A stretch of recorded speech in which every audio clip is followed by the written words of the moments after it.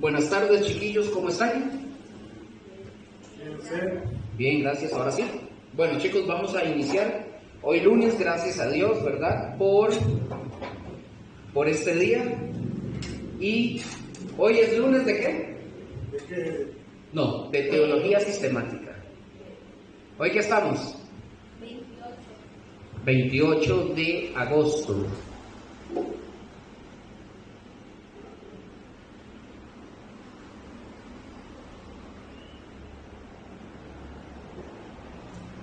Ok, ustedes tienen ahí sus presentaciones.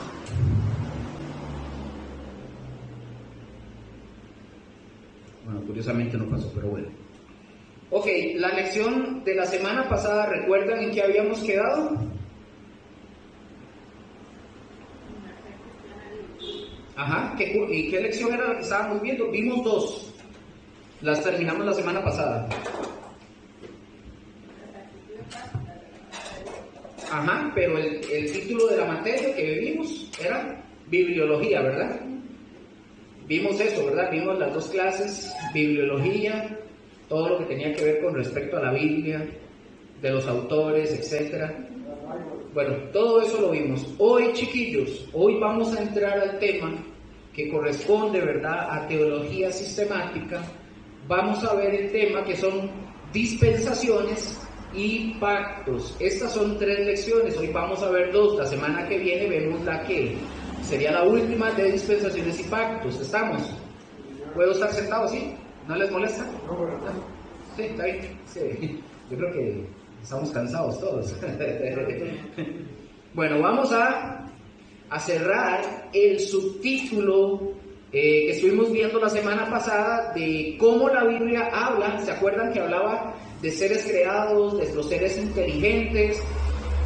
También hicimos algunos apuntes sobre los ángeles, ¿verdad? Eso también lo hicimos. Hablamos sobre los gentiles, sobre los judíos y vamos a ver ahora a los cristianos. Vamos a ver a los cristianos. Ok. Ya casi entramos a eso, solo lo dejo en la pantalla. Oigan, un gran número de textos en la Biblia, ya sea de manera directa o indirecta, nos señalan que hay, ojo con esto, ya les abro. Entonces, es que a veces,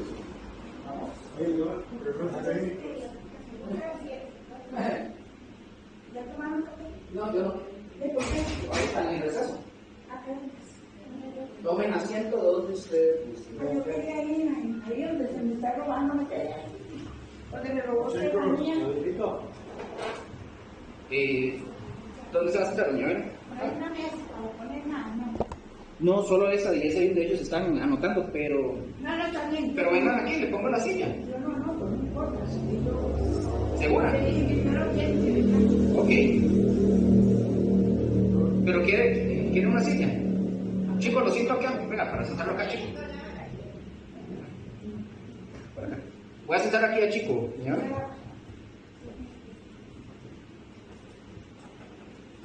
Ahí está la silla. Mucho gusto, chico. Ok, chicos, entonces volvemos otra vez a retomar el punto. Entonces estábamos viendo que un gran número de textos en la Biblia, de forma ya sea directa o indirecta, nos señalan que hay un pueblo distinto a los otros, y ese pueblo es el que pertenece a Cristo. ¿Cómo se llama ese pueblo? La iglesia, correcto. La semana pasada vimos gentiles, judíos, y hoy vamos a ver cristianos, como dije, ¿verdad? La Escritura también dice que Dios le dio un pueblo celoso de buenas obras. ¿A quién? A Israel. No, a la iglesia. Ah, Ok. ¿Y ese pueblo quiénes somos? nosotros. Nosotros, correcto. Entonces, la semana pasada también yo les mostré, ¿se acuerdan que hice un croquis ahí? De 3 esferas, de 3 círculos. ¿Recuerdan? En aquellos círculos vimos que estaban incluidos ahí, uno en cada uno, que era los judíos, los gentiles. Ok, sean judíos, acordémonos, sean judíos o gentiles que abren su corazón a Cristo, ¿qué sucede con ellos?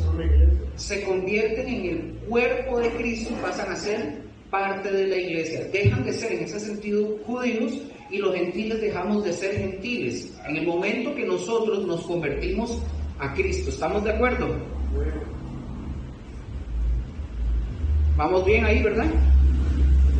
Entonces todos aquellos que abren su corazón a Cristo y sigan a Jesús realmente ya no pertenecen ni a judíos ni a los gentiles. Y eso lo vamos a ver un poco más adelante con las escrituras, sino que ya pertenecemos. ¿Se acuerdan que la escritura dice que Cristo quitó la pared que nos dividía y nos hizo un solo cuerpo, verdad? Ok.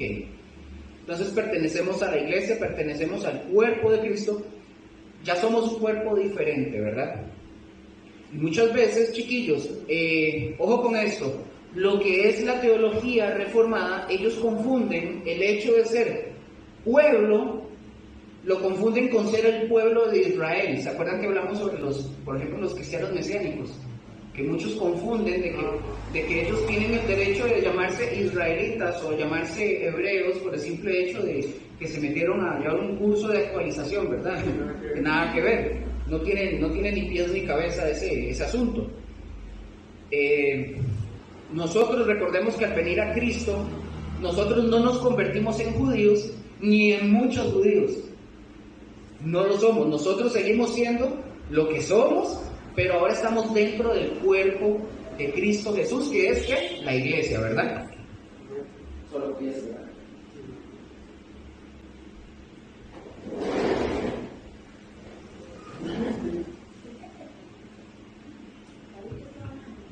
Entonces nosotros no nos convertimos en judíos, ¿verdad? ¿Estamos de acuerdo? Hay gente, como le dije, hay cierta teología que dice que, o creen que llegamos a ser parte como israelitas y nada que ver. Ahora, para que ustedes no se confundan, ¿verdad? Tampoco. Cuando ustedes vean que la iglesia se le llama incluso el Israel de Dios, porque a veces aparece en la escritura de esa manera, lo que quiere decir o es que está diciendo es el nuevo Israel de Dios. Y no, vamos a ver, nosotros, recuerden, no somos israelitas, o alguno de ustedes lo es. ¿Verdad que no? Ok. No, yo creo que no, ¿verdad? Espero que no, somos ticos, ¿verdad? Para que no nos confundamos, y si no tenemos en cuenta nosotros ciertas cosas en la escritura, nos vamos a confundir y vamos a caer en algún tipo de error. Repito, nosotros no somos judíos.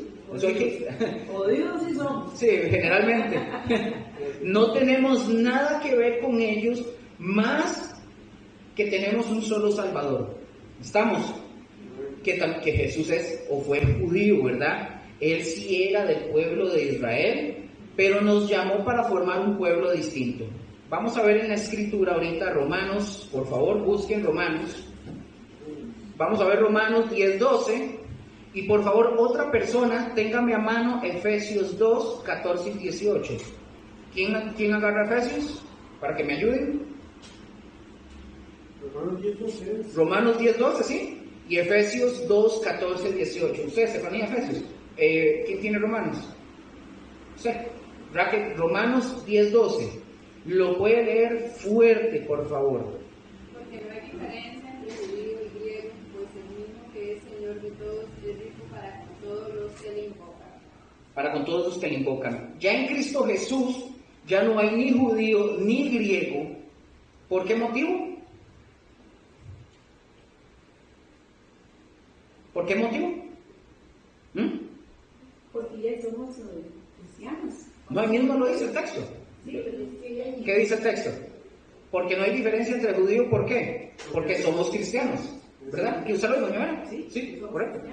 Porque somos cristianos, somos el pueblo de Cristo Jesús. Estefanía, Efesios 2, 14 y 18, fuerte, por favor.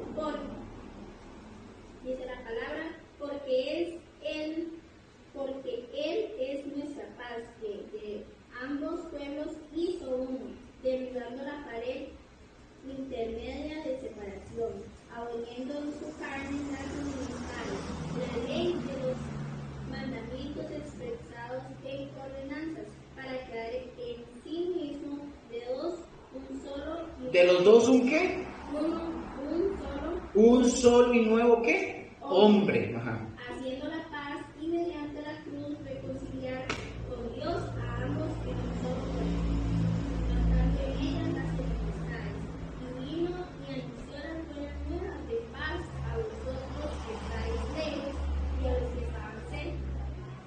¿El 18? Porque por medio de él los unos y los otros tenemos entradas por sí mismos al Espíritu del Padre. El Espíritu del Padre, correcto. Ojo, dice un solo y un nuevo hombre, ¿verdad? Dice que en un solo cuerpo. Repito, nosotros no formamos otra vez, no formamos parte ni de gentiles, que son las naciones de donde salimos, ni de los pueblos, ni del pueblo, ¿verdad? Mucho menos de Israel, ¿verdad? Aquí ya nosotros vemos que es un nuevo hombre, es un nuevo pueblo, es un cuerpo nuevo, es lo que nosotros somos, para que no nos confundamos. Y vamos a reforzar este punto que estamos hablando, esta idea, para que no crean que nada más son unos cuantos versículos. Vamos a Gálatas, por favor. Gálatas 3:28.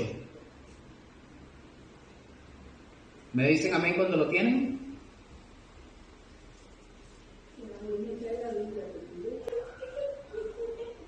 ¿Quieren amén?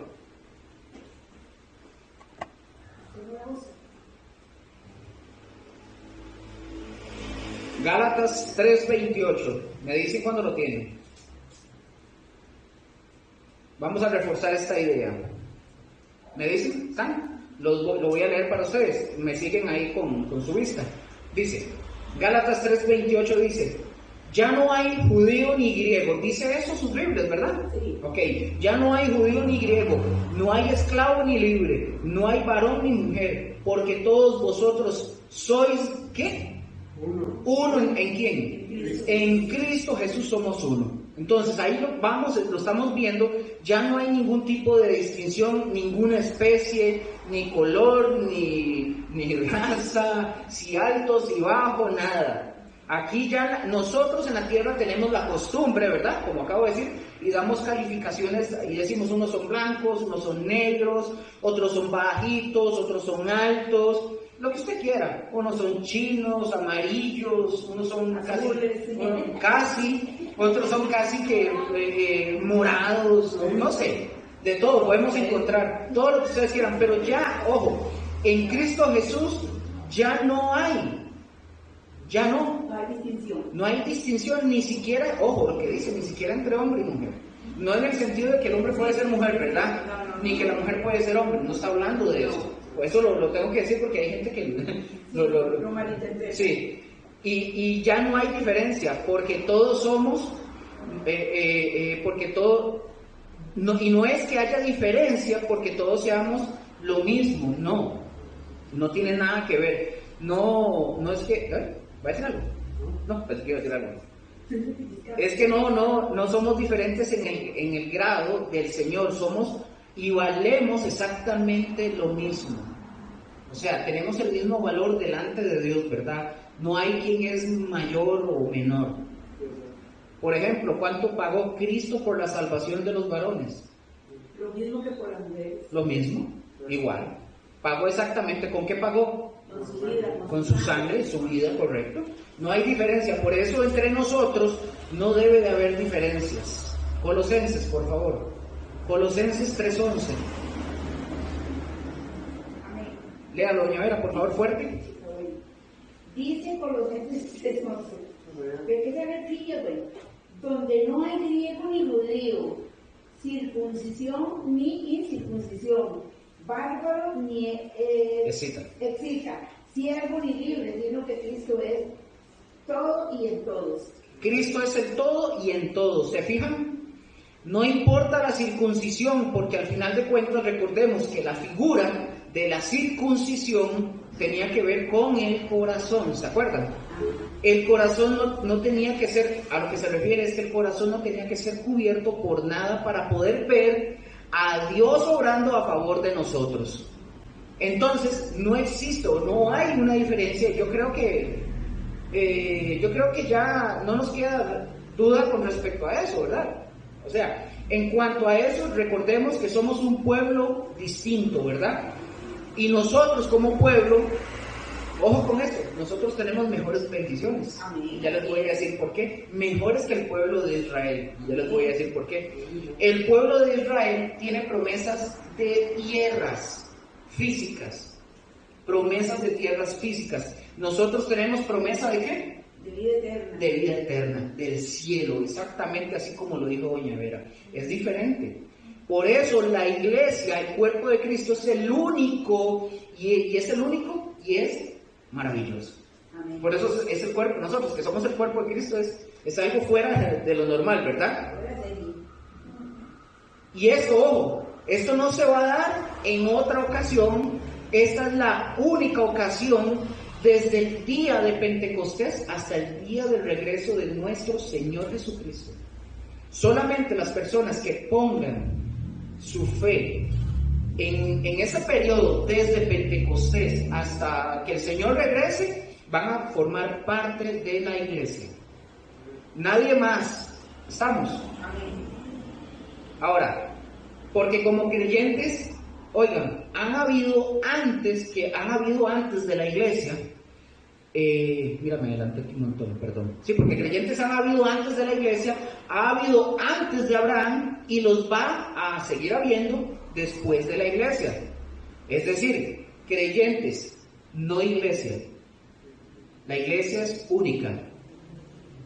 No va a haber, recuerden, antes hubieron creyentes, antes de Abraham hubieron creyentes, después de Abraham hubieron creyentes, y después de que la iglesia sea quitada, van a seguir habiendo creyentes, pero la iglesia es solo una. Eso tienen que tenerlo bien, bien claro. Por eso ustedes y yo debemos de saber que es algo muy, pero muy, muy especial, y es tan especial que vale la pena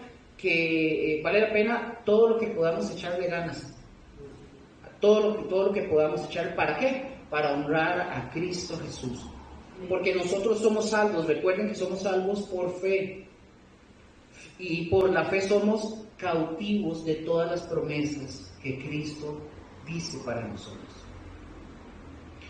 Vamos a estar a su lado del Señor por toda la eternidad.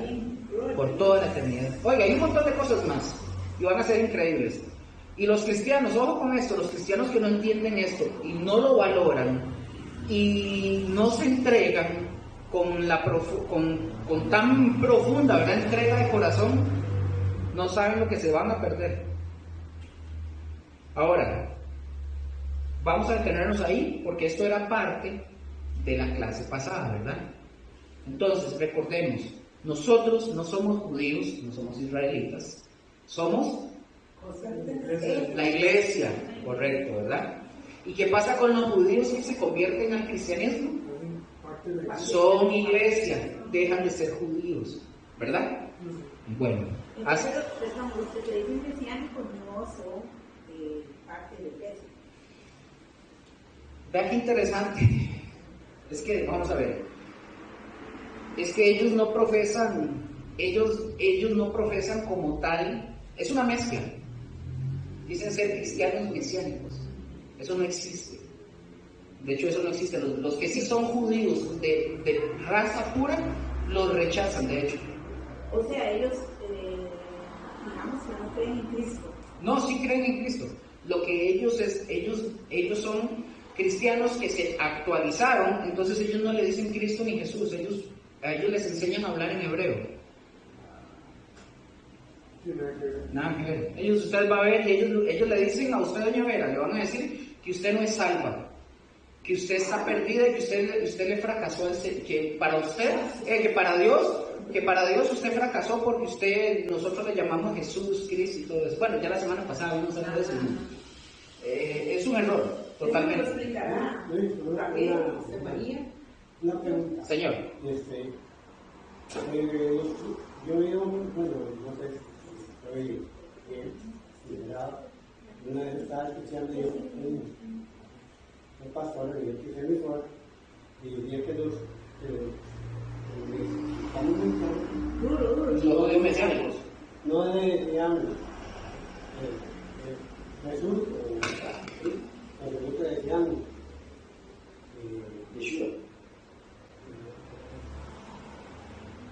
digamos, ¿Cómo? Eterno. Chico. Yeshua Mashiach.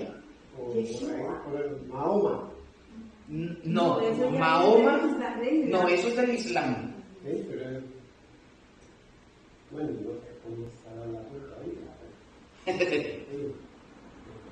Sería que el Señor es se equivocó en lo que estaba hablando porque... Y dijo Alá, seguramente. No. No, No.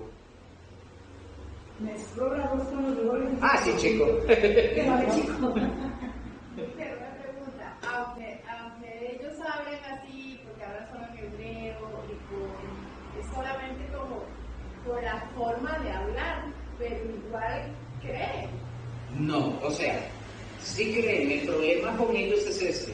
El problema de muchos de los cristianos mesiánicos son cristianos que un día estuvieron dentro de la iglesia, llamémosle evangélica, llamémosle por darle un título, y son cristianos que a mucho esfuerzo ni siquiera se aprendieron Juan 3:16.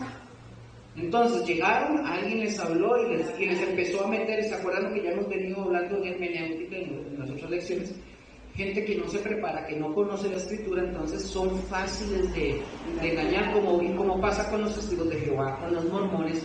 Son gente que se impresionan con cualquier cosa, que vienen y les dicen, usted sabía que el nombre de Jehová, ese no es el nombre correcto, está mal, y le dicen y le sacan un montón de cosas para decir que ese no es el nombre, y la gente que no conoce se impresiona.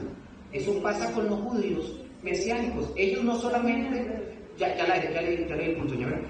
Ellos no solamente es que tratan de hablar en hebreo, de aprender cosas en hebreo, sino que le hacen ver a la gente, o quieren hacerle ver a la gente, que estamos nosotros en un error, y ellos dicen que fue la Iglesia Católica que obligó o que cambió, que Constantino, y que un montón de cosas le meten, y que eso no es mentira. Ellos dicen que el cristianismo es lo falso. Entonces, ¿pero qué leímos en la palabra? No hay judío ni griego, somos uno solo. Jesús quitó la pared de intermedio. Yo no tengo que hablar hebreo. Si nosotros llamamos a Jesús y oramos en el nombre de Jesús y oramos al Padre, el Padre escuchará. Y si yo le digo al Padre Jehová, Él escuchará. Claro, si yo le digo Elohim, Él escuchará. Pero al final de cuentas nosotros somos hijos. Voy a ponerles un ejemplo. Ellos, si usted se acerca a algún judío mesiánico, para no tomar mucho tiempo con eso, usted se acerca y usted le dice, ay, ojalá llueva hoy, qué calor está haciendo. No diga ojalá, porque usted está invocando a Alá. Ahora, caigamos en todos los contextos. Nosotros tenemos un contexto cultural, los ticos. Cuando yo estoy diciendo ojalá, yo no estoy invocando a nadie. Es una expresión tica, es un costarriqueñismo, es algo que nosotros usamos para hablar. Pero yo no estoy invocando a nadie.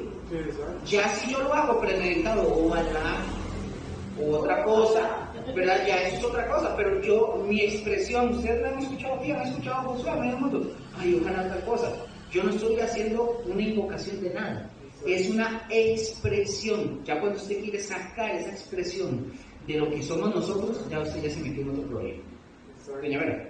Es que yo una vez hablé con unos testigos de Jehová que me decían que para que yo a mí no me enredan, ¿verdad? Que Miguel era Jesús. Ajá, ellos dicen eso, nosotros lo vimos en las clases.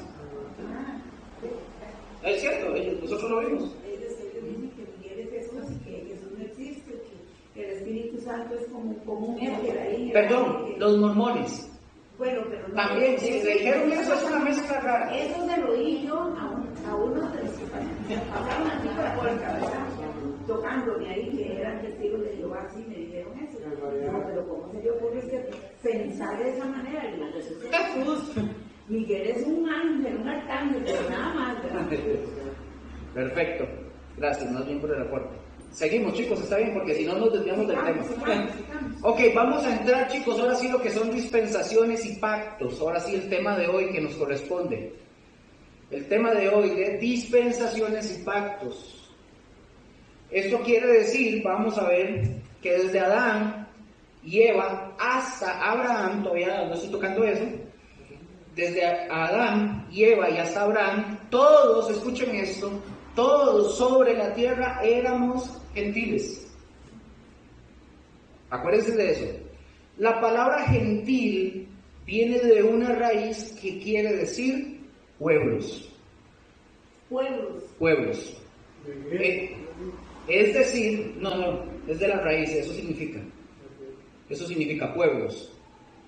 Pueblos de la tierra. Entonces, todos éramos pueblos de la tierra. ¿Pero qué significa? O sea, Pueblos. de la tierra, pero ¿qué digo? Pueblos. Pueblos. Sí, pueblos ingleses. Sí. Ajá. Ahora, cuando decía gentiles, o sea, pueblos de la tierra, era porque no había una diferencia de nación o naciones, ¿verdad? ¿Alguno de ustedes puede decirme qué significa la palabra nación? Nacido. Nación. Pero no es de nacido, ¿de bien? No. Nación. ¿Alguno sabe, no? Como separación de países. Ya vamos a ver, ¿no? ¿Alguien? Porque recuerden que todas las naciones eran gentiles, ¿verdad? Todos éramos gentiles. Una nación.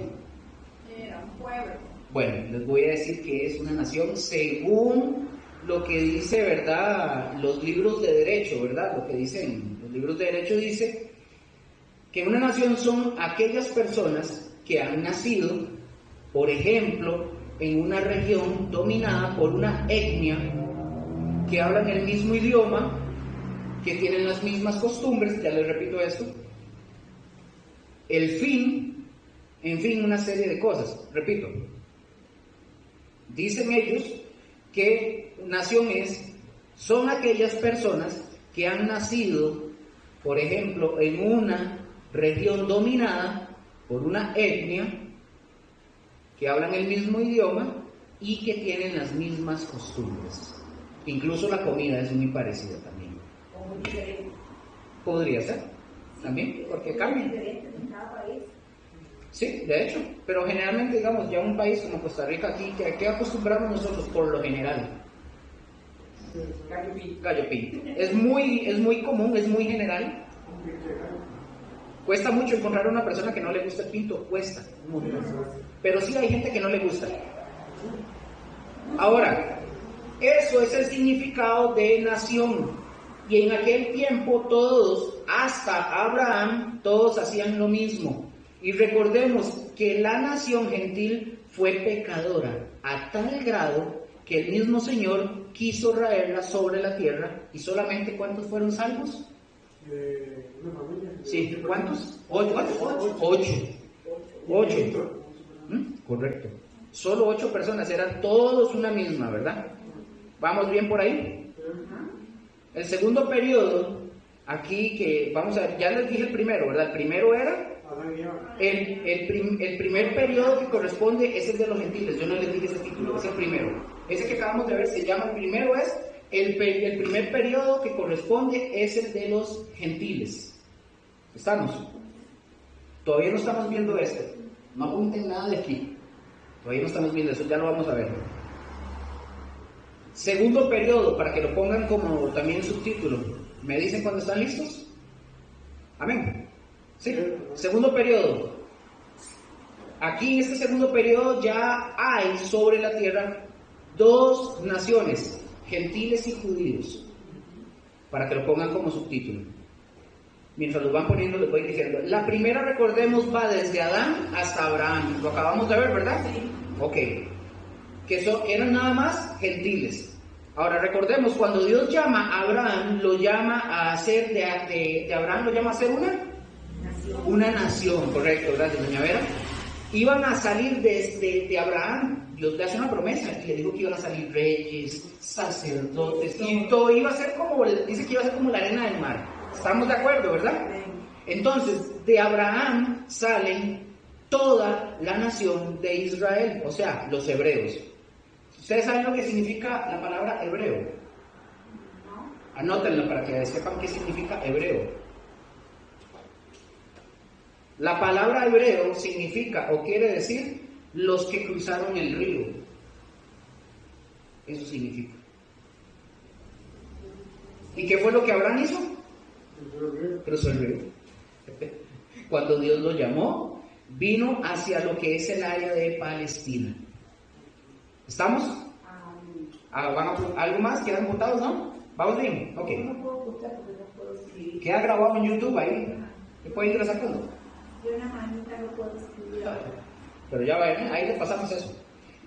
Y este segundo periodo, todavía estamos en este, donde ya entra la descendencia de Abraham, ya hay hebreos y hay gentiles. Estamos.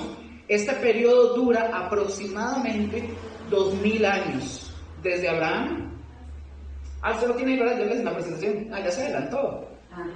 Es que yo lo tengo aquí, perdón, yo no se los he pasado. Aquí está. El primero es este, aquí. Perdón, aquí, perdón, sorry. Se me olvidó, es que estoy tan concentrado en otra cosa. El segundo, para que doña Vera también lo pueda ver aquí. El segundo es en el que estamos, ya lo vamos a terminar.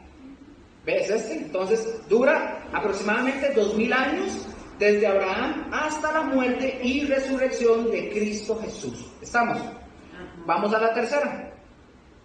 La tercera, ¿cómo se llama, doña Vera? ¿Me ayuda? ¿Puede verlo bien? Sí. Aquí.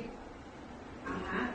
Ese periodo es el periodo en que nosotros estamos viviendo y ya llevamos 21 siglos viviéndolo. Ya llevamos hasta aquí, gracias, doña Vera. Llevamos 21 siglos viviéndolo. ¿Desde cuándo va? Desde la muerte, aquí está. Desde la muerte y resurrección de Cristo hasta que Cristo regrese. No sabemos cuándo es. Entonces, ¿cuáles son los gentiles? Los hebreos son los gentiles, los hebreos y ahora los cristianos, ¿verdad? El periodo número 4, ahí lo tenemos en pantalla, dice que este periodo abarca 1000 años sobre la tierra. Este es el periodo que se le conoce en escatología como el milenio. Eso lo vamos a ver ahorita en un ratito. Lo vamos a ver un poquito. Solamente en la tierra para ese periodo van a haber 2 naciones, como al principio. Solo los hebreos y los gentiles para ese periodo. Voy a hacerles un resumen corto. Voy a tratar de ser muy corto sobre esto para que ustedes lo tengan. Vamos a ver. No lo vamos a usar todavía, pero viene aquí. Viene el Señor Jesucristo en este punto y se conoce como el arrebatamiento, ¿verdad? ¿Estamos ahí? En el arrebatamiento el Señor Jesús quita a la iglesia, se la lleva. Vamos bien ahí, ¿verdad? Viene por la iglesia, Cristo viene en ese momento, la iglesia es arrebatada y ya por eso ya no hay, a partir de ese momento en adelante, ya no hay cristianos en el mundo. Solo los que decían ser cristianos se quedaron.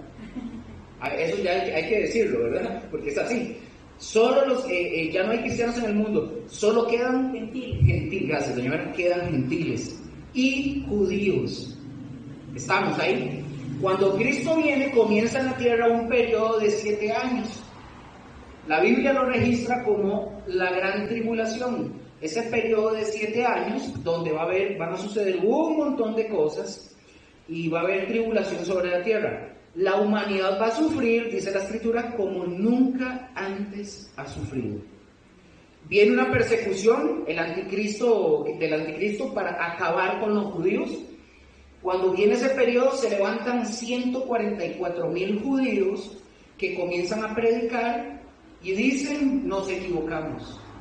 Al Jesús, el Cristo que crucificamos hace 2000 y resto, o el tiempo que sea, sí era el Mesías. Entonces ellos comienzan a predicar que Cristo es el Mesías y comienzan a predicar para que la gente comience a salvarse. Ahora, otro punto importante. Recuerden que ya no hay iglesia en ese periodo. Y ellos predican y sí se salvan muchas personas. Sí, de hecho ellos empiezan a predicar por la zona, porque el epicentro de todo esto, de ese momento, va a ser por aquellas zonas. Donde se va a concentrar el ataque es hacia Israel. Entonces, esos 144,000 judíos que dicen los testigos de Jehová, que son ellos. Eso es lo que está en Apocalipsis. Sí, los 144 ancianos. Los 144,000 que se levantan a predicar, pero son judíos.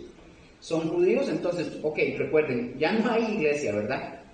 Ya el periodo de la iglesia ya pasó. Ese es el periodo que se le conoce como el periodo de la gracia, ya terminó, se acabó en ese momento. Entonces, ahí la salvación en ese periodo, sí o sí, tienen que creer en Cristo Jesús Pero la salvación en este periodo, ¿saben cómo va a ser? Nosotros ahorita tenemos la salvación, ¿por qué? Por la fe. Nosotros somos salvos por fe. ¿Cómo creen que va a ser en este periodo? Por sufrimiento. Por sufrimiento, por obras. Tienen que demostrarlo. Ya no va a ser por fe. Se acabó. La iglesia fue quitada. El periodo de la iglesia y el periodo de la salvación por fe es ahorita. Por eso yo dije anteriormente que los cristianos, la gente que se convierta al cristianismo antes de la venida del Señor Jesucristo, que se lleve a la iglesia, todos los que entren en este periodo son salvos por la fe. Después no. Después va a ser a puro cuello. Literal. Ahí es donde Satanás obliga a la gente y la obliga a que no se sellen. El anticristo. Bueno, el anticristo los mata o les da... Esa es la persecución, eso es parte de la gran tribulación. Entonces, los que entren en ese periodo van a morir por Cristo Jesús, literalmente. ¿Vamos bien ahí? Vea que estamos hablando del punto, este periodo, para que ustedes tengan una idea. Si ya ustedes lo conocían, nada más ténganme paciencia porque tal vez hay algunos que no lo sepan. Entonces, ahora, viene una gran persecución del anticristo, repito, para acabar con los 144,000, ¿verdad? La salvación va a ser demostrada. Ahí el que crea en Cristo Jesús tiene que demostrarlo con la vida. Cuando termina, recordemos que ese periodo de 7 años, viene una batalla que se le conoce la batalla del Armagedón o la batalla del Valle de Megiddo. Eso significa Armagedón o el Valle de Josafat, así se le llama. O sea, cuando la gente le dice Armagedón, se imagina la película donde sale Bruce Willis. No, Armagedón simplemente significa el Valle de Megiddo. Eso es lo que significa. No hay nada extraño en eso. Donde el Señor viene, ojo, porque aquí Cristo viene por su iglesia. Cristo no se ve visiblemente. Cristo se lleva a su iglesia durante este periodo de 7 años. Y Cristo, al pasar los 7 años, Él regresa con la iglesia. Aquí, al Valle de Megiddo o a la batalla de Armagedón, donde hay 200 millones de soldados que van a enfrentarse a Israel, y es donde viene Cristo y los destruye a todos. ¿Vamos bien, verdad? ¿Sí entienden? Sí. Entonces, en este periodo, ¿qué sucede? Que se da la batalla donde se derrota de forma definitiva al anticristo, se derrota al falso profeta. Dice la palabra que el anticristo y el falso profeta estrenan el lago de fuego, entran vivos al lago de fuego, son enviados. Satanás, dice la palabra, que un ángel, por una orden del Señor, es atado por 1000 años, encadenado. ¿Vamos bien hasta ahí? ¿Ya lo han escuchado? ¿Se los han enseñado? Ok, ¿de cómo más o menos? ¿Cómo? Yo no había escuchado eso del Valle de... El Valle de Megiddo. Ni Armagedón. Armagedón tampoco. Sí, Armagedón, sí, pero no sabía que era... Entonces, como les dije, se derrota de forma definitiva lo que es el anticristo, el falso profeta y a Satanás. Y ahora sí, ahí se dan inicio a 2 juicios. Se llevan a cabo 2 juicios al finalizar esos 7 años. Se los voy a decir porque mucha gente confunde esto. Uno se lleva a cabo en lo que se llama el valle, lo pueden anotar, lo que se llama el Valle de Josafat, ya se los mencioné, que es la parte de la muralla de Israel hacia el Monte de los Olivos. Ahí hay un valle que comienza, por así decirlo, hay como una depresión en la tierra, ¿verdad? Como una depresión en la tierra. Y cuando ustedes leen la Biblia, a eso se le llama el torrente de Cedrón. Es decir, ahí el agua bajaba en tiempos de lluvia y bajaba como un tipo de riachuelo, por así decirlo. Y en ese lugar es donde se va a llevar a cabo este juicio. ¿Cómo se llama este juicio? El juicio que se va a dar ahí se llama el juicio de las naciones. Mateo 25. No lo busquen, solo anótenlo. Mateo 25 no es el juicio final, son 2 juicios diferentes. Ahí se va a llevar a cabo el juicio en este periodo de tiempo, en los 7 años, se va a llevar a cabo ese juicio que se llama el juicio de las naciones. Mucha gente lo confunde con el juicio final, pero no es el juicio final. Ahora, el juicio final se lleva el juicio que se lleva a cabo ahí son a las naciones gentiles, porque ahí la salvación es por obras en ese momento, ¿se acuerdan, verdad? Lo que Dios va a tomar en cuenta en ese preciso momento es lo que ustedes y yo, yo no quiero estar ahí, ¿verdad? Obviamente, no, es lo que las personas hicieron. Recordemos esta palabra. ¿Se acuerdan cuando Jesús dijo, me viste desnudo, me viste hambriento, me diste refugio, me viste desnudo y me cubriste, me viste hambriento, me diste de comer, me diste refugio, me visitaste en la cárcel? O la otra parte que dice, no me diste alimento, no me diste agua. A eso se refiere Jesús. A estos, mis hermanos más pequeños. Entonces, ¿a qué se refiere? Está hablando de judíos, para ese preciso, cuando está sucediendo todo esto. Oigan lo que viene. Esa parte es cómo las naciones gentiles trataron a los judíos. Y si trataron bien a los judíos, a estas personas que pasen vivas, o a esas naciones que pasen vivas, se les va a permitir pasar al milenio. ¿Estamos? ¿Vamos bien? Recuérdense que es el juicio a las naciones. Es en el periodo cuando Jesús ya viene a la tierra, destruye a los soldados, etc. Y Él viene a establecer su reino de 1000 años. Y ahí eso de no se ve. No, ya, aquí sí. Ya sí. Él aquí viene, es donde dice la palabra, dice todo ojo le verá. Todo. Aquí es cuando Él viene aquí para destruir a ese montón de soldados, y ahí es donde todo el mundo lo va a ver. Ahí es donde Él aparece visiblemente. Entonces, ahí surge el juicio a las naciones gentiles. Entonces, ¿quiénes son los que van a pasar al siguiente periodo de los 1000 años? Todos los que hayan aprobado el juicio de las naciones. Me viste desnudo, me cubriste, me viste hambriento, a los judíos pasan. ¿Y los que no? Bueno, entonces, por ejemplo, si hay gente que sobrevivió en este periodo por todo lo que va a suceder, no es el tema, eso lo vamos a ver en escatología, pero este periodo aquí van a caer 3 meteoritos en la Tierra. En este periodo de la gran tribulación va a morir cualquier cantidad de personas. La gente que entre viva o que quede viva para este periodo, si de chiripa se salvaron y no fueron gente que le sirvieron a los judíos en ese sentido de, como dijo Jesús, me viste hambriento, no me diste de comer, me viste desnudo, no me abrigaste. Ellos, si se salvaron de chiripa aquí, ahí se quedaron, porque no cumplieron con eso. Entonces, ya porque ahí la salvación... Perdón, ahí es donde dice en la Biblia que ahí es el lloro y el crujir de dientes. El lloro, sí. El lloro y el crujir de dientes se da aquí. Sí, cuando él les dice, me viste desnudo y me viste con hambre, Sí, ahí viene un poco de contexto, pero sí.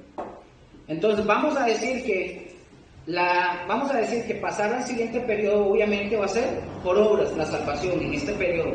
El juicio de las naciones, ¿verdad? No el juicio final. Estamos ahí, ¿verdad? Ajá.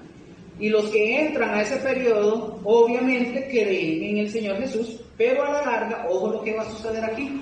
El periodo de 1000 años, del reino de 1000 años, inicia aquí, donde Jesús va a reinar, viene la iglesia, viene todo, y Jesús va a estar en Israel reinando durante ¿cuánto tiempo? 1000 años. Durante este periodo sigue habiendo gente en la tierra, la gente se sigue procreando, la gente siguen naciendo personas. Y a la larga, ¿qué va a pasar? Que todas las personas que quedan aquí, que quedan vivos, van a seguir procreando, van a nacer personas que a la larga van a rechazar al Señor otra vez. Ya va a ver por qué. Entonces vamos a ver, a la larga, los hijos, los nietos, los bisnietos, los que vayan quedando, no es garantía que también ellos vayan a creer, porque al terminar el periodo de los 1000 años, como al principio, que Satanás, ¿se acuerdan que fue atado acá? Satanás es atado por 1000 años, y al finalizar esos 1000 años, Satanás va a ser suelto de nuevo, y dice la palabra que Satanás vuelve otra vez a engañar a las naciones, y se levanta otra vez Satanás, y dice la palabra que un sinnúmero de personas, ya para ese periodo, ya la tierra está otra vez llena de gente, que va a haber tanta cantidad de gente que se van a levantar para ir a destruir al que reina. Quieren levantarse en guerra en contra de Jesús, van y se levantan contra Cristo, y es ahí donde dice la palabra que viene, Dios envía fuego y quema todo el planeta y todo lo que hay. Y sigo para que tengan esto en contexto. Entonces ahí desciende fuego del cielo, consume a millones de personas, y ahí da inicio el juicio final. Se le conoce el juicio como de Gog y la batalla que se da aquí, esta gente que se levanta, se le conoce la batalla de Gog y Magog. Entonces, todas esas personas mueren ahí e inicia el juicio final, y ese juicio final, así que se le llama en la escritura, o el juicio del gran trono blanco, ese es, vamos a ir viendo algunas cositas, y yo sé que quedan un montón de preguntas, pero vamos a tener la oportunidad de ver esto. Ahorita no, yo lo que quería era nada más que esto lo tengan en contexto.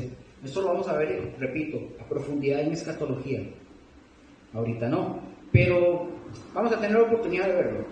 Y para ver todas estas cosas en detalle, ustedes pongan en esos puntitos que ustedes apuntaron ahí, o sea, ese es el cuarto periodo del milenio, o sea, los 1000 años. Ojo, hay quienes también dicen que el milenio no existe, hay diferentes posturas. No voy a entrar para darles cuáles son, pero algunos le llaman los amilenialistas, los premilenialistas. Nosotros somos, bueno, si ustedes dicen que no, ya, pero nosotros somos premilenialistas. Nosotros sí creemos en un milenio, creemos en que la iglesia está arrebatada y viene un etcétera, pero no voy a entrar en eso porque si no voy a hacer bolas. Entonces, hay gente que no cree que existe el milenio, y vamos a ver por qué, porque el periodo del milenio, los 1000 años, donde Cristo va a reinar en Jerusalén. Y ojo, todas las promesas que Dios le dio a Abraham, que todavía no ha cumplido, las va a cumplir aquí. Hay promesas que todavía no ha cumplido y se las va a cumplir en ese periodo, y que se van a culminar en el periodo del milenio. Y ahí vemos que la iglesia no aparece, la iglesia ya no aparece como figura importante. El importante ahí es el pueblo de Israel, que se le cumplen las promesas, y las naciones gentiles que son creyentes en el Señor. Y como dijimos, como cuando, ¿se acuerdan cuando Israel cruzó el Mar Rojo? La generación que cruza, ellos creyeron, cruzaron el mar, llegaron. Pero ¿qué sucedió a la larga? Con los nietos y los bisnietos, los tataranietos, cuando ya ellos fueron creciendo, ellos dijeron, no hombre, esas son puras ideas de nuestros abuelos para meternos miedo. Esto va a suceder aquí también. La gente va a levantarse. Ojo, pongan atención. Satanás está atado en el periodo de 1000 años. La gente que pasa ahí va a crecer en un mundo donde va a haber paz, donde la palabra dice que el león y el cordero, etc. Es este periodo. Entonces ahí, ese periodo va a ser bonito, pero seguimos, o la gente sigue teniendo naturaleza humana. Postdata.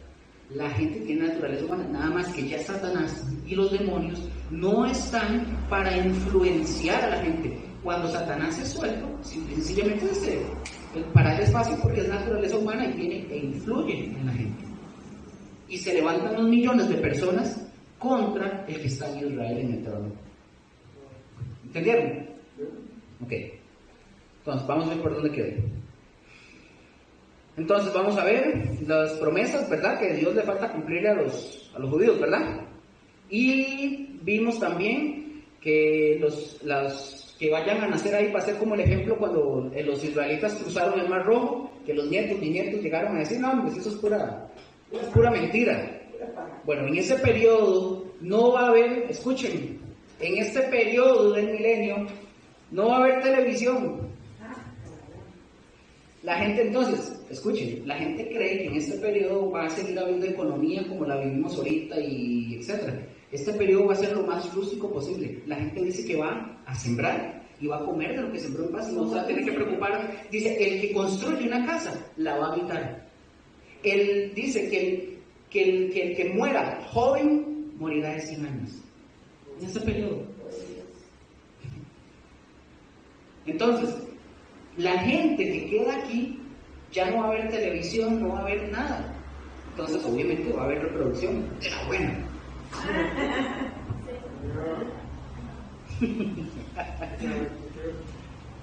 Entonces, como dije, No hay celulares ni nada. que el que muera temprano muere de 100 años, ¿verdad? Dice Isaías. Y eso que muera de 100 años es porque haya cometido algún pecado. Así. Entonces, el mundo, si nunca se ha llenado, hoy probablemente para esa época se llene. Por eso cuando se levanten todos aquellos que no creen en lo que pasó en la cruz del Calvario, en lo que sucedió aquí, que vayan a decir, piedras, aquí hubo una batalla, eso no lo van a creer. Ellos no van a creer porque no lo vivieron. Ellos no lo vivieron.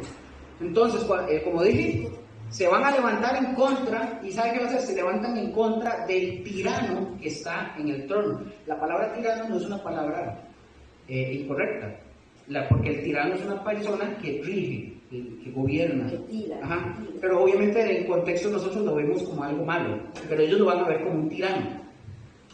Entonces, se levanta otra vez, obviamente Satanás les va otra vez a conquistar el corazón al ser humano, porque al final es Satanás el que dirige la rebelión en contra del rey de Israel.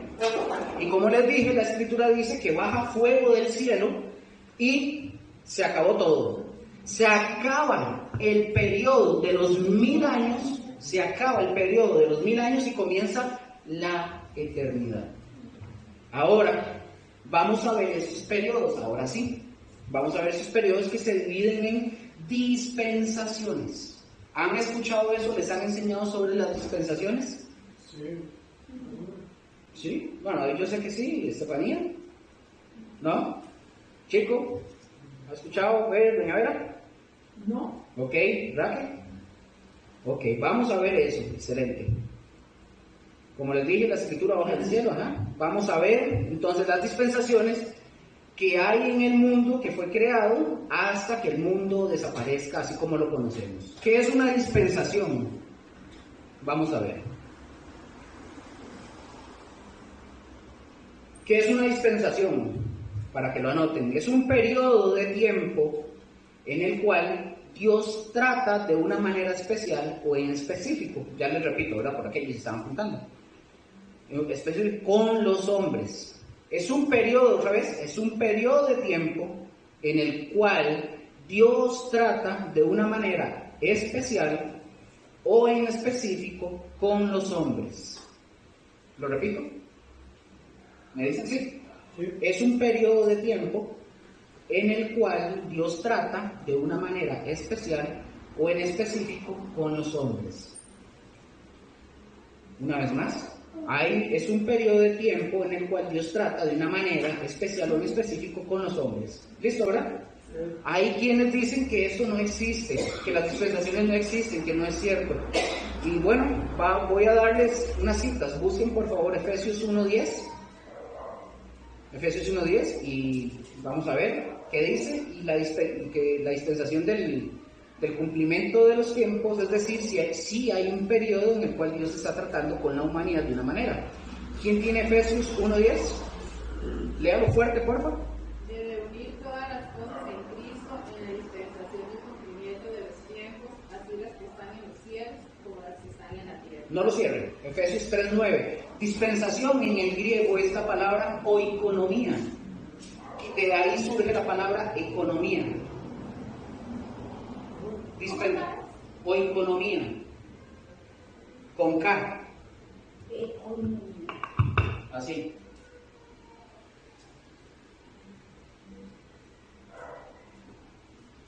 Oikonomía. de ahí surge la palabra, o nace la palabra economía. Tiene diferentes significados, pero una de esas es dispensación. ¿Lo tienen?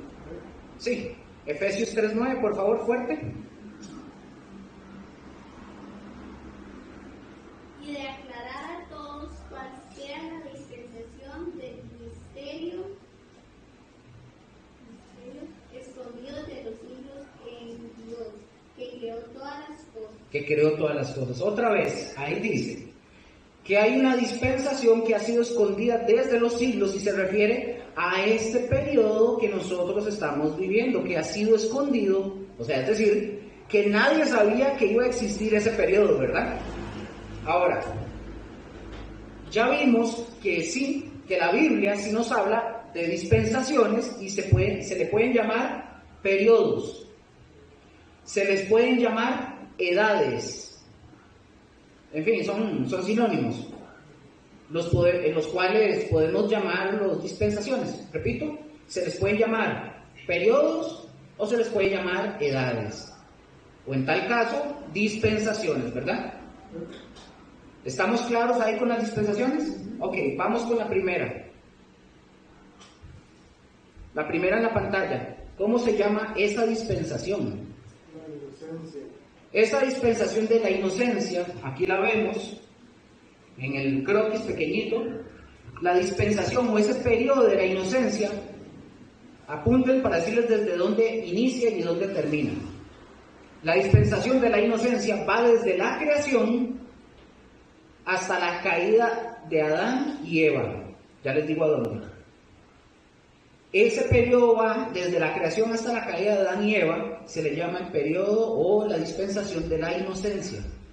Es decir, que en ese periodo el hombre y la mujer vivían en total inocencia, por eso se le llama dispensación de la inocencia. ¿Cómo nosotros sabemos? ¿Cómo sabemos cuánto tiempo pasó? No se sabe, no sabemos. Vamos a decir que desde el momento de la creación del hombre, o sea que Dios crea todas las cosas, recuerde que lo último que Dios crea, ¿qué es? Crea al ser humano, ¿correcto? ¿Cuánto fue el tiempo que estuvieron Adán y Eva en el paraíso? No se sabe. Antes de que se rebelaran contra Dios, no lo sabemos. Porque el pecado, recuerden que el pecado es una rebelión contra Dios. Y ellos prefirieron hacerle caso a Satanás antes que hacerle caso a Dios. Otra vez, repito, no sabemos cuánto tiempo se llevó ese periodo de la dispensación de la inocencia. Ahora, ojo, esto anótenlo porque a ustedes les va a servir, tienen que tenerlo ahí, ojo. Cada dispensación en la Escritura, ojo con esto, cada dispensación en la Escritura comienza con un pacto que Dios hizo con Adán. Por ejemplo, le dijo, puedes comer de todo, pero del árbol, de aquel árbol que está allá, ese no lo va a tocar. Hay un pacto que se hace con Adán, que se le llama el pacto adámico. ¿Se acuerdan que les acabo de decir? Y les dije que toda dispensación inicia con un pacto, ¿verdad? ¿Cómo termina la dispensación después de que termina esa dispensación? No, termina con un juicio. Las dispensaciones terminan con un juicio. Inician con un pacto y terminan con un juicio. Vean aquí así gráfico. Inicia la creación, el periodo de la inocencia, y Dios les hace un pacto con Adán, el pacto adámico, y les da promesas, coman de todo, etcétera, que viene en la tierra, ¿cierto, verdad? ¿Qué pasa cuando terminan? ¿Qué pasa cuando Adán y Eva pecan? Hay un juicio. ¿Cuál fue el juicio? Los echó del jardín del Edén, ¿correcto? Ese es el juicio. Entonces, las dispensaciones siempre terminan con un juicio. En este caso, cuando fueron expulsados, tal cual como lo dijo doña Vera, los expulsaron del paraíso. Anoten, por ejemplo, comienza el pacto, Génesis 1, 27, 30. Génesis 1, 27, no es para leer, es para que lo anoten. ¿Sí? Es cuando inicia el pacto, Génesis 1, 27 al 30, y termina en Génesis 3, 16. Recuerden que ellos fueron expulsados del paraíso y luego, ¿qué fue lo que hizo Dios con el árbol de la vida? ¿Recuerdan qué fue lo que hizo Dios? No. Dice que puso un querubín y una espada que estuviera ahí, ¿verdad? Para que lo protegiera. Hay gente que dice que hermano que fue Dios. ¿Por qué no nos dejó seguir comiendo del árbol de la vida? Si Dios hubiera dejado que el hombre comiera del árbol de la vida después de haber caído, Dios sería un inconsciente y sería malo, porque nos estaría dejando vivir toda la vida en nuestros delitos y pecados. ¿Ustedes se imaginan? ¿Hubiera sido cruel Dios? Hubiera sido cruel. ¿Pero qué hizo Dios? Protegió al hombre para que no comiera de ese fruto y tuviera la oportunidad de salvación. ¿Al creer en quién? En Él, y para después que viniera Cristo, ¿verdad? Al principio recuerden que ellos no le creyeron a Dios.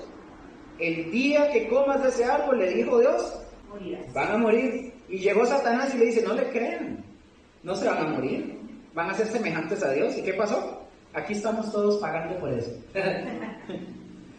Desde entonces el hombre está pretendiendo ser Dios, es decir, gobernar su propia vida como nosotros queremos. La número 2.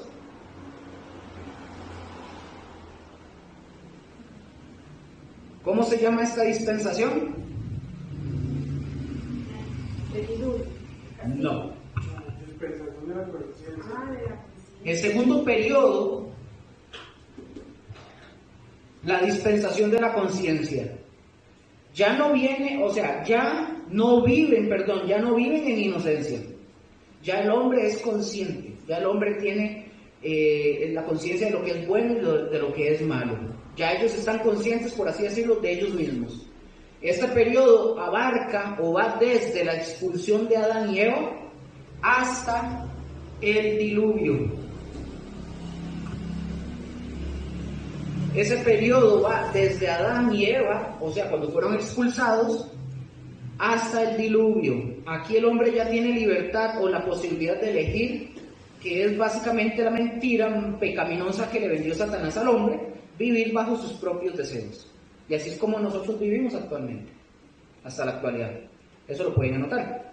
¿Dónde podemos encontrar esto? El pacto de Génesis 3:22 y Génesis 4:7. Génesis 3:22, ¿quién lo tiene? Ahí sí lo pueden leer. 3:22. Sí. Amén. Y dijo Jehová Dios, he aquí, el hombre es como uno de nosotros, sabiendo el bien y el mal. Ahora pues, que no alargue su mano y tome también del árbol de la vida y coma y viva para siempre. Correcto, está ahí. Si ustedes se fijan, ahí dice que es como uno de nosotros, dice Dios, ¿verdad? Ahora que ya conocen el bien y el mal. El problema con el ser humano es que conocemos el mal, pero no podemos dominar el mal. El mal siempre nos domina a nosotros. Y Dios conoce el mal, es decir, por conocimiento. Dios conoce el mal por conocimiento, no por experiencia.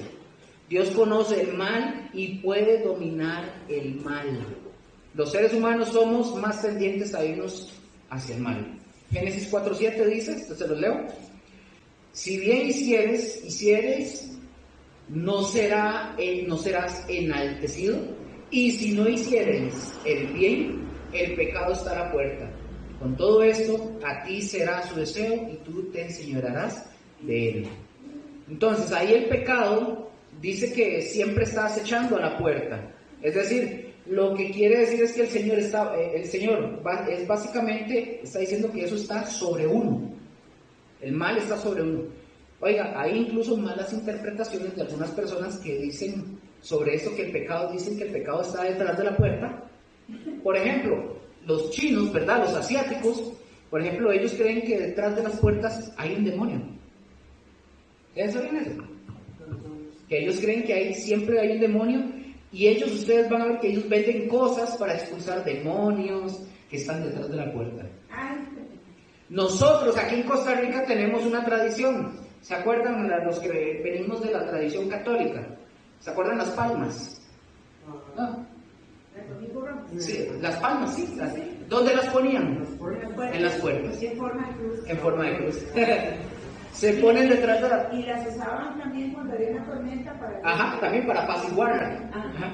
Sí, pero recordemos, no hay ningún demonio detrás de ninguna puerta. El demonio está por todos lados.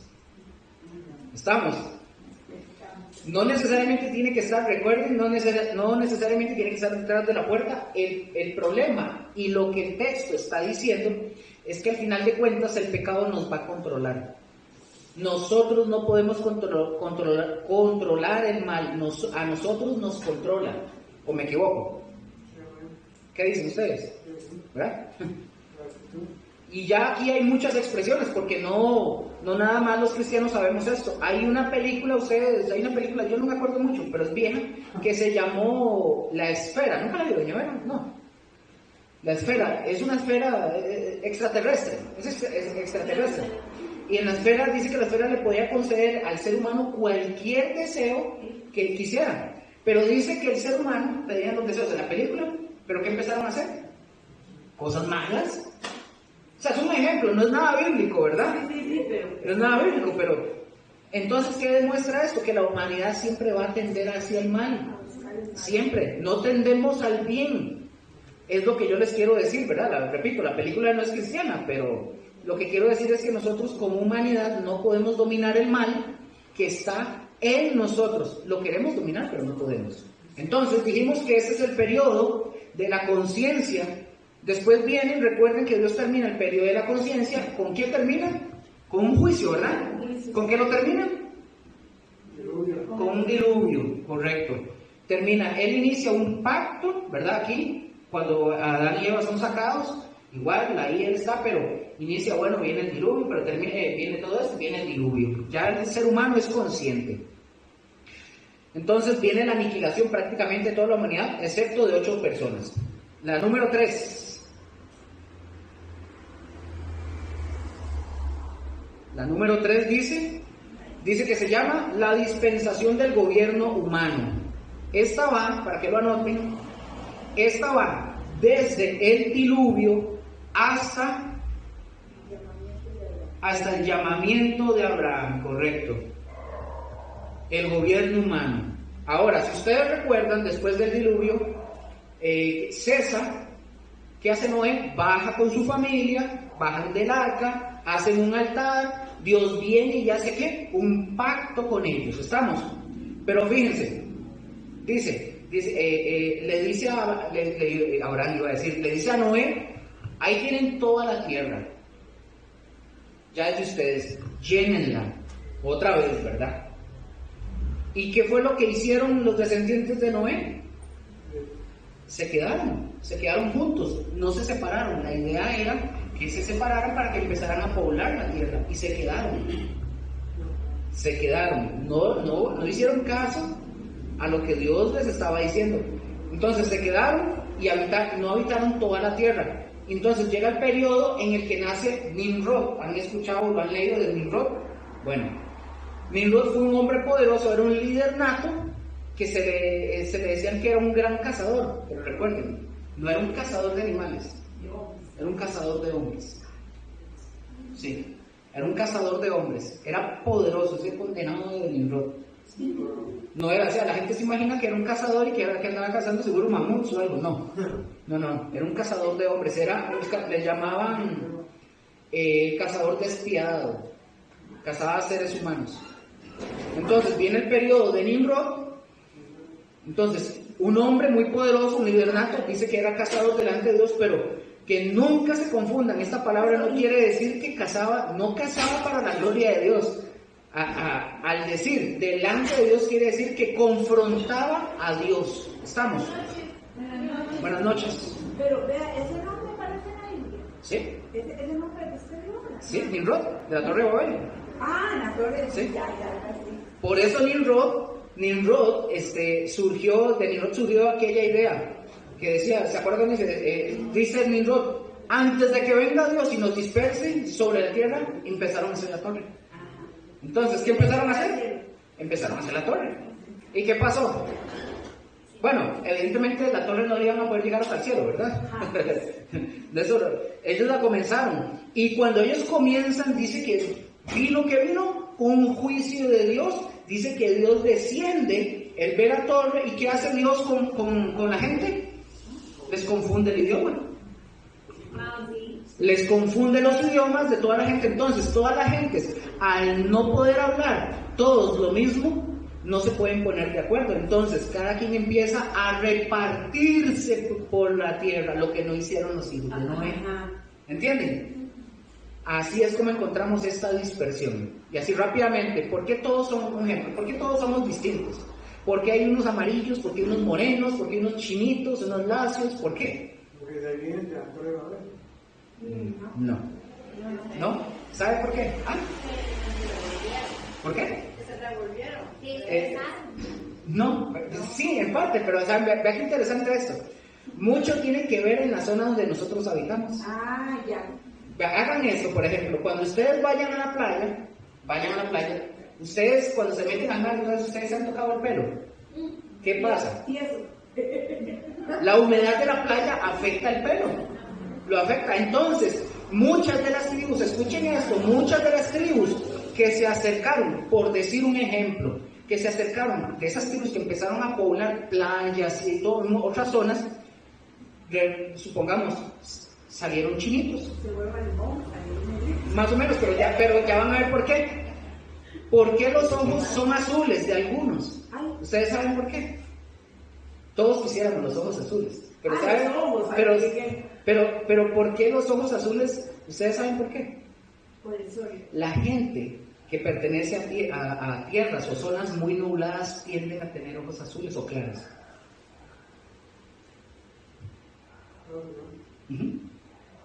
No pareciera, pero sí.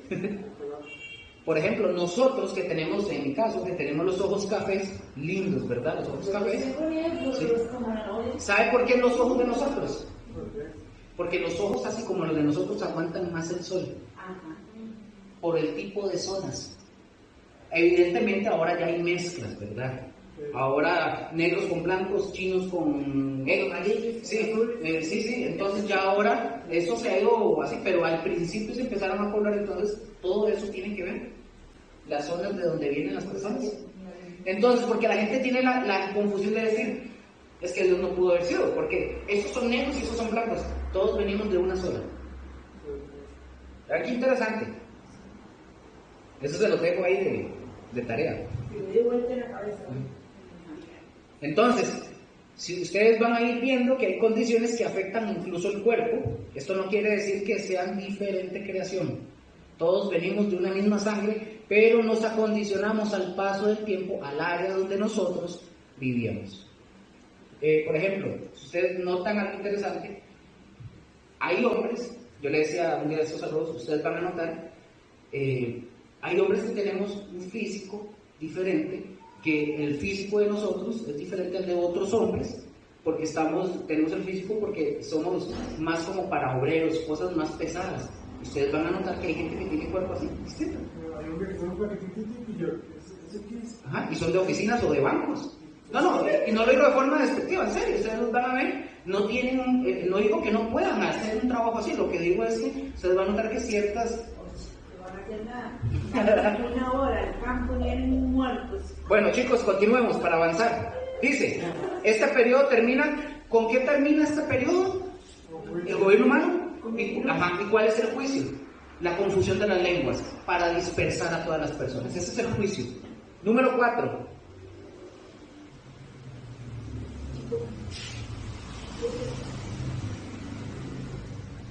Número 4. Chicos, ¿está aprendiendo? Sí. ¿Está aprendiendo bastante? Está más dormido que... ¿Está dormido? No puede ser. Tiene una piedra de allá. La guitarra, Sí, dice, la dispensación, la número 4, dispensación o el periodo de la promesa. De la promesa. Esta va desde Génesis 8:20, y 9:19. Ahí es el pacto de Dios con Abraham. Ahí se presenta por primera vez, ojo con lo que se presenta ahí se presenta por primera vez la pena capital. ¿Saben qué es la pena capital? Cuando le manda a matar al hijo. No, la pena capital es cuando un hombre que mata a otra persona debe morir. Tienen que leer eso porque ahí se presenta por primera vez la pena capital. Es lo que nosotros le llamamos aquí el que está condenado a muerte. Un hombre o una persona que mata, como en Estados Unidos hay estados que permiten la pena de muerte. Entonces, si le tocó en ese estado y va, sorry. Recuerden que para Dios, escuchen esto, para Dios es muy importante la vida y el pecado de asesinato. No había nada, en ese periodo de tiempo, no había nada que pudiera perdonarlo. Nada, absolutamente nada. No podían ofrecer un corderito o un becerro, nada. Porque la vida la dio Dios y Dios es el único que la puede quitar. Ese es el pecado, o el asesinato es una afrenta directa contra Dios. ¿Cómo hacían ellos para salir perdonados o libres en ese momento? ¿Cómo? Mandar al sacerdote que fuera al lugar santísimo para... No, porque no estaban en ese momento. En ese momento no existía. No, en ese periodo de tiempo, para que una persona pudiera salir perdonados o libres, si alguien mataba intencionalmente a otra persona, Dios les dio 6 ciudades de refugio. Tenían que correr a una de estas ciudades de refugio, las personas, sea que matara intencional o accidentalmente. Estas ciudades estaban repartidas de manera estratégica en Palestina, de manera que les fuera fácil llegar. Los caminos a estas ciudades estaban muy bien tratados, de manera que no les costara trabajo, porque tenían que llegar, tenían que salvarse el pellejo, ¿verdad? Porque si ellos mataban, por ejemplo, a una persona, a un familiar, a alguien X, la persona iba sobre la persona, porque el mandamiento decía: David, usted mató a un familiar mío, yo tenía el derecho de ir a matarlo.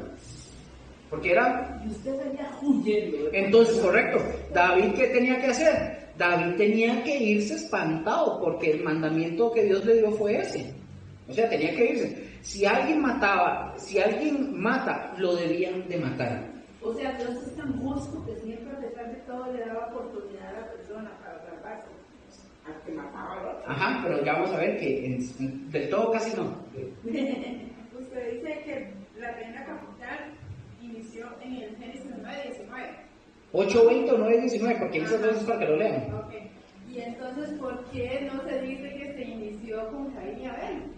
Si ahí están matando al hermano. Sí, no, pero a Caín sí se le dio una pena, un castigo. Sí, pero entonces porque ahí no se empieza la pena capital. No, ahí no la empezó Dios, no, porque acuérdense que apenas la tierra estaba siendo poblada. Y recuerden que cuando Caín existe, después viene el diluvio, vino el juicio. Ahí se mató a medio mundo, ya no existía nadie. Hasta que Noé y su familia vuelven, se quedan hasta que viene otra vez la repoblación, por así decirlo, y viene otra generación de seres humanos. Pero ahí se da, porque acuérdense que en el diluvio Dios le dice al ser humano, le hace una promesa: nunca más voy a volver a destruir al humano de esta forma. Sí, de esta forma. Postdata, ¿verdad? Sí. Entonces, ¿qué pasa? Eso que estaba preguntando doña Vera. El pecado, bueno, ¿cómo hacían ellos? Ellos se tenían que ir a las ciudades de refugio. Vamos a ver, porque me perdí aquí un poquito. Entonces, si alguien mataba intencionalmente a otra persona, bueno, las ciudades de refugio estaban repartidas, les dije, ¿verdad? Sí. De forma estratégica en Palestina. Si alguien mataba, debían de matarlo. Cuando llegaban a esa ciudad de refugio, ¿qué hacían en esa ciudad de refugio? Hacían una investigación, y si el que mató era culpable, lo sacaban de la ciudad y se lo entregaban así se llamaba, el vengador de la sangre. ¿Y qué hacían? Mataban al que mató. Ajá. O de la forma que fuera. Pero así era como sucedía por ese acontecimiento del asesinato. Por un accidente, si fue la persona que mató, David vino y le hizo a algún familiar mío accidentalmente, ¿sabe qué tenía que hacer David? Hacían lo mismo, hacían una investigación. La vida, ya le digo cómo. Tan importante para Dios es la vida, que la persona que mataba a alguien por accidente no podía salir de la ciudad se tenía que quedar hasta que muriera el sumo sacerdote. Es decir, cuando el sumo sacerdote moría, era una forma de entregar la vida del sumo sacerdote como por lo que hizo.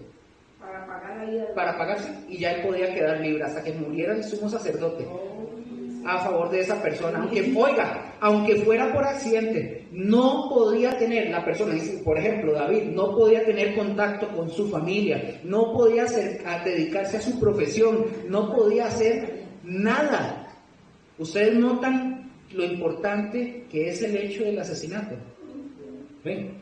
Y cuando nosotros vemos en la Escritura que todo lo que le espera a la humanidad, y mucha gente dice, ¿por qué Dios es tan malo? ¿Por qué Dios es tan duro? Hoy por hoy, desde hace muchos años, hay más muertes. ¿De quién? Hoy se está matando mucha gente, ¿pero de qué? Ajá, ¿pero a quiénes? Ajá, a los no natos. Hoy se está dando eso a diestra y a siniestra. Hay más asesinados que en todas las guerras que ha habido en la humanidad. ¿Y Dios qué va a hacer? Dios va a tener que cobrar todo eso. Porque Él es el dador de la vida y solamente Dios la puede quitar. Recuerden por qué Dios mató a todos los primogénitos de Israel, ¿se acuerdan? Porque ellos habían matado a los varones de los hebreos. ¿Se acuerdan? Bueno, sí. Entonces Dios cobra y cobra el asesinato. Dios va a cobrar. Hoy no, ¿verdad? Todos nuestros pecados son perdonados por nuestra fe en Cristo Jesús. Pero si ustedes se acuerdan, en Hebreos 9:22 dice que casi, ojo lo que dice Hebreos 9:22, casi todo es perdonado con sangre. Casi todo. No todo. Por esa razón nada más pero es por esta razón nada más en el Antiguo Testamento. Entonces, ¿dónde viene el juicio? Acordémonos, viene en el capítulo número 11 de Génesis. La dispensación de la promesa comienza con Abraham y termina con la ley o los mandamientos en el monte Sinaí. ¿Qué es esto de la promesa? ¿Por qué se llama así? Recordemos que Génesis 12, del 1 al 3, Dios le da una promesa a Abraham. Entonces, ¿Abraham qué hace? Vive por fe. ¿Él qué hace? Es decir, creyéndole a Dios. Esta promesa, por ejemplo, termina con juicios. Los juicios de la liberación del pueblo de Israel. Es decir, el juicio fue sobre los dioses egipcios. Las plagas y todo eso, para que ustedes ya lo saben, ¿verdad? Entonces, ellos decían que Egipto decía que era la nación más poderosa porque sus dioses así lo querían. Y cuando viene Moisés y le dice al faraón, deja ir a mi pueblo, faraón le dice, ¿quién es Jehová para que yo lo escuche?